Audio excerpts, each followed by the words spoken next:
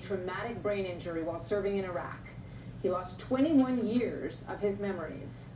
But 2 years later, determined to rejoin his brothers, Peck re-enlisted and returned to his unit, this time to Afghanistan. Then in May of 2010, he was severely injured by another IED. He lost both of his legs and his right arm. His left arm later had to be amputated.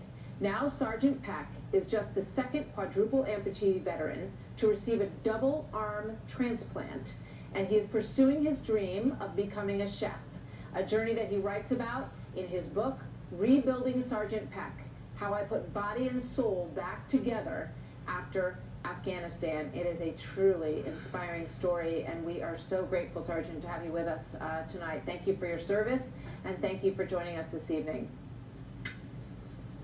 Thank you for having me. I really appreciate it. Well, it is our pleasure.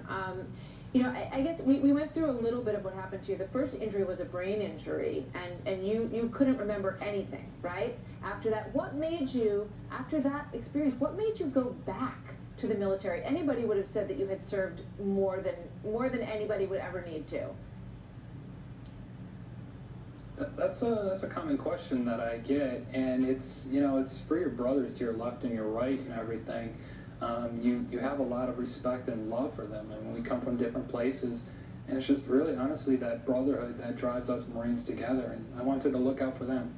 I know you told a story about seeing someone across the street when you were really at the depths of your depression, and you know, you saw them helping someone. And how did that inspire you to just say, you know what, I'm going to get this, I'm going to get up, and I'm going to just figure out a way to go on?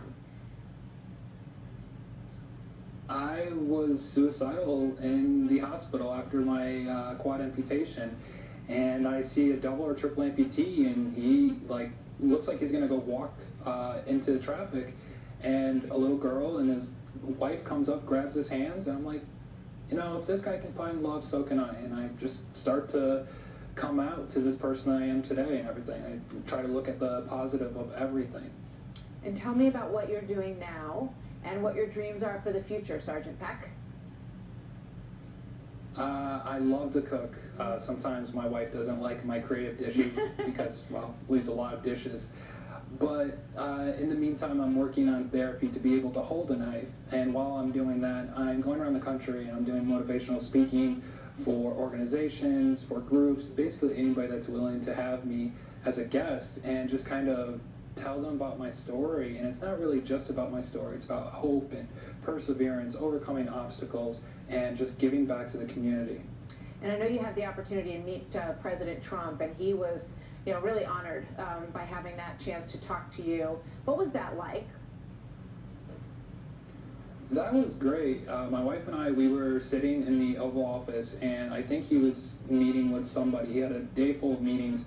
My back was turned to the door that he walked through, and he's like, right away, he was like, I know this young man. Mm-hmm. And, you know, the one thing that he said, it still resonates with me.